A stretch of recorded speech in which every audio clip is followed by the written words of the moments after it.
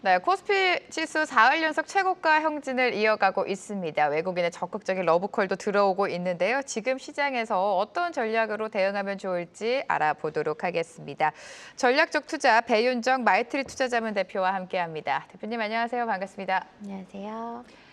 네, 어제 이재명 대통령의 취임 100일 기자회견이 있었습니다. 시장이 가장 주목했던 건 대주주 양도세 기준이었는데 사실 그 부분에 대해서 시장에 기대했던 것만큼 좀 명확한 속 시원한 답변이 나오지 않았다. 살짝 실망감이 섞였다라는 평가가 있습니다. 그럼에도 불구하고 오늘 우리 시장은 여전히 상승세를 보이고 있는데 어제 대주주 양도세와 관련된 발언은 어떻게 보셨습니까, 대표님? 일단 뭐 이걸 약간 국회로 넘겼다라는 맞아요. 부분에 시간이 방점을 좀 찍어서 걸리잖아요. 네. 좀 실망감이 있는 것 같은데 근데 명확한 얘기는 한 것 같습니다. 주식시장 활성화에 도움이 되는 방향으로 전부 다 가는 것이 바람직하다라고 얘기를 했어요. 그래서 대주주 기준이든 배당소득 분리과세든 자사주 소각이든 다 주식시장을 활성화하는 데 바람직한 방향으로 가겠다고 했고 또한 그러기 위해서 우리가 국채 발행을 100조까지 늘리는 거에 대해서도 나는 부담스럽지 않다고 생각한다라고 해왔기 때문에 어떤 정부의 의지는 다시 한번 확인을 한 것 같고요. 저희가 그 부분에 대해서 긍정적으로 보는 게 좋을 것 같습니다. 네, 정부의 증시 활성화에 대한 적극적인 의지는 다시 한번 확인했다라고 말씀을 해주셨고요. 지금 코스피 지수가 역사적인 전 고점을 경신을 하고 있습니다. 3,500에 대한 기대감이 지금 커지고 있는데 대표님 오늘까지 코스피 지수 9거래 연속 상승을 하고 있습니다. 다음 주 흐름이 중요할 것 같은데 어떻게 예상하세요? 일단 네. 지금 한국뿐만 아니라 사실 이머징을 포함한 글로벌 증시가 다 좋기는 합니다. 특히 9월 초 들어가지고 뭐 일본, 중국, 한국 다 지금 좋은 흐름 보이고 있어서 한 달 수익률 한 5% 이상을 보이고 있거든요. 그래서 그 미국 금리 인하 시기에 대한 기대감과 더불어서 좀 이머지 시장으로 본격적으로 자금 흐름을 좀 기대를 해도 되지 않을까 싶고요. 한국에서는 특히 요즘에 한국뿐만 아니라 미국에서도 그렇고 그리고 일본, 중국 전부 다 첨단 산업에 대해서 정부 주도하에 본격적으로 투자를 하겠다는 의지가 굉장히 강합니다. 또한 그 방법으로서 증시를 계속 부양하겠다는 의지가 굉장히 강하기 때문에 추가적인 상승 동력이 정부를 이용해서 계속 정부의 풋 작용이 있지 않을까 싶어서 추가적 상승은 기대해 볼 수 있을 거라고 생각이 됩니다.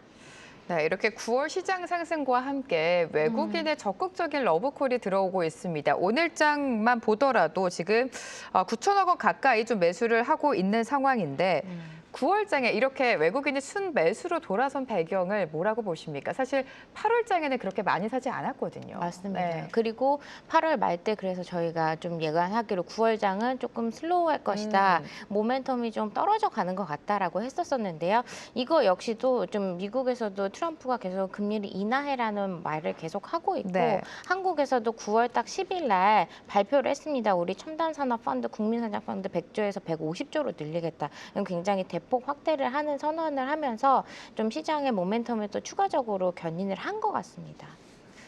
네, 외국인의 매수세가 들어오고 있는데 지금 수치적으로 보면요. 6월부터 9월까지 외국인이 총 10조 넘게 매수를 했는데 자동차 섹터에 강력한 매수가 들어갔다고 합니다. 사실 주가적인 측면만 봤을 때 시장이 이렇게까지 오르고 있는데 소외되고 있는 대표적인 업종이 2차 전지랑 자동차 아니겠습니까?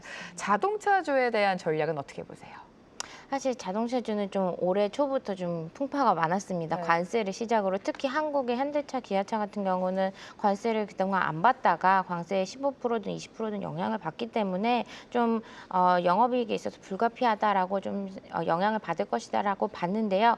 그럼에도 현대차랑 기아차는 밸류에이션상으로 굉장히 회복의 구간에 들어가 있는 상황은 맞습니다. 말씀하신 것처럼 장이 이렇게 좋은데 아직 자동차 쪽에서는 아직 밸류에이션이 낮은 상황이기 때문에 외국인들은 그런 밸류에이션에 대한 기대감을 좀 가져가고 있는 것 같고요. 왜냐하면 코스피 리레이팅이 됐을 때 얘네들도 같이 한번 동반 상승을 할 수 있다라고 보는 것 같습니다. 또한 이제 현대차, 기아차가 계속 미국 외의 시장에 대해서 계속 좀 주력으로 힘을 쓰려고 하고 있어요. 지난번에도 말씀드렸지만 기아차 같은 경우 유럽에서도 유럽 그 전기차를 본격적으로 생산 라인업을 확대를 하고 있고 현대차도 지금 인도 시장에 본격적으로 본격적으로 들어가는 것뿐만 아니라 지금 다시 요즘 얘기 나오는 게 러시아 공장을 다시 회수하겠다라는 재가동하려고 하는 흐름을 보이고 있기 때문에 이들의 그 공격적인 좀 이런 포트폴리오 다변화는 관심을 가져보시면 좋을 것 같습니다. 네, 지금 자동차를 바라보는 시각이 상대적으로 좀 소외가 되고 있는데 그럼에도 불구하고 자동차 섹터 안에서 종목을 골라야 된다면 대표님께서는 완성차 쪽을 보고 계시는 겁니까? 아니면 부품 쪽을 보십니까?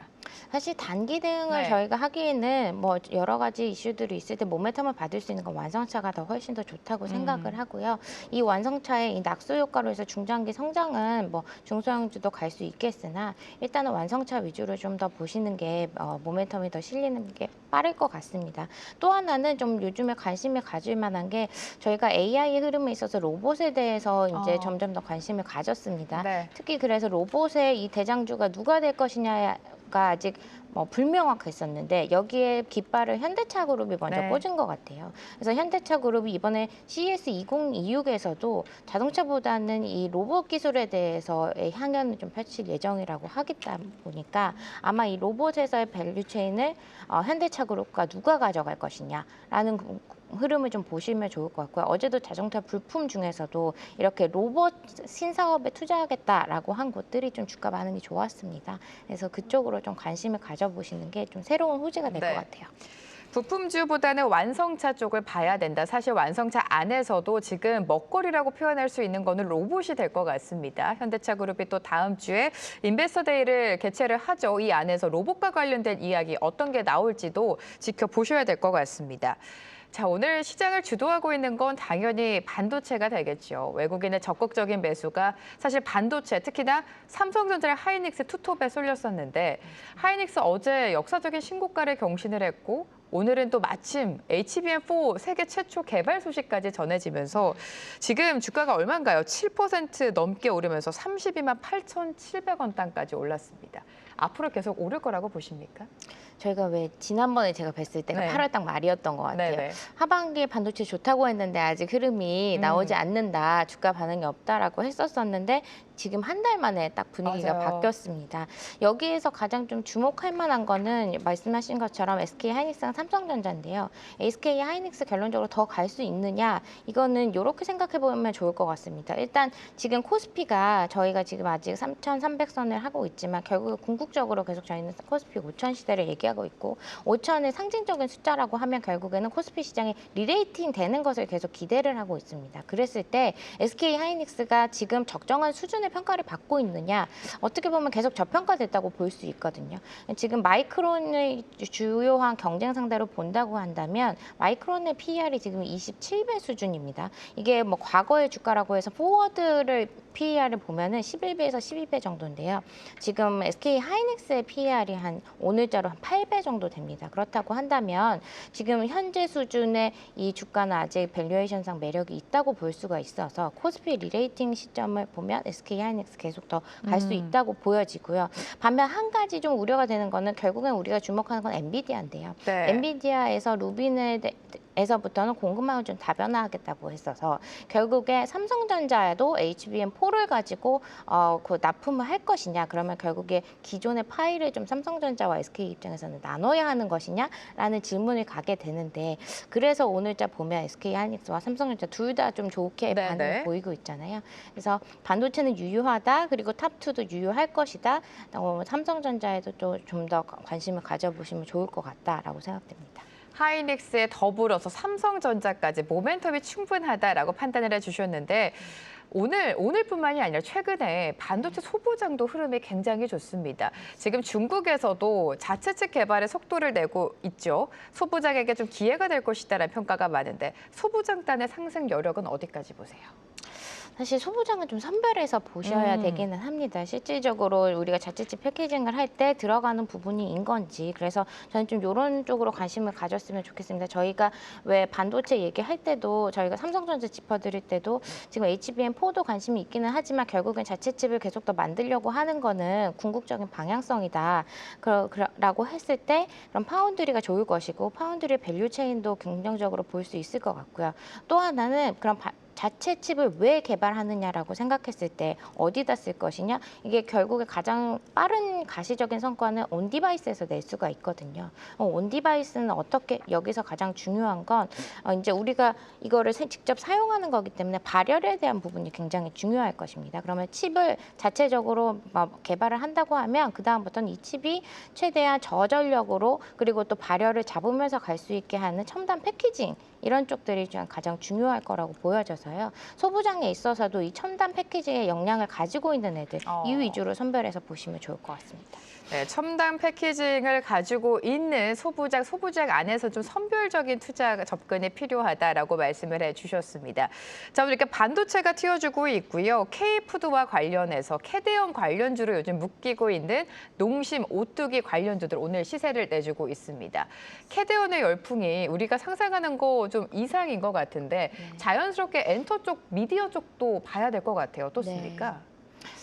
지금은 그래서 오늘자 보니까 JYP나 YG 하이브 흐름이 좋은 것 같은데요. 근데 실질적으로 이거를 좀 뚫어보면 캐대언의 제작사가 소니였습니다. 네. 근데 소니의 주가가 어떻느냐 그렇게 좋지는 않아요. 이게 결국에는 또다시 여기에서 승자는 넷플릭스다라고 돼버려가지고. 그러네요. 네, 그래서 어떻게 보면 직접적으로 엔터보다는 말씀하신 것처럼 오늘 좀 농심의 주가가 굉장히 모멘텀이 빠르게 올라오고 있는데 그 다음에 K 열풍을 또 일으킬 수 있는 것들, 식품이라든지 화장품이라든지 이런 것들에 더 보시면 좋을 것 같아서 농심 같은 경우는 삼양에서 이미 선사례 좋은 사례가 있었기 때문에 실질적으로 이 농심의 수출이 늘어날 수 있느냐를 관찰을 하시면서 빠르게 모멘텀에 좀 실어 가보셔도 괜찮을 거라고 보여집니다.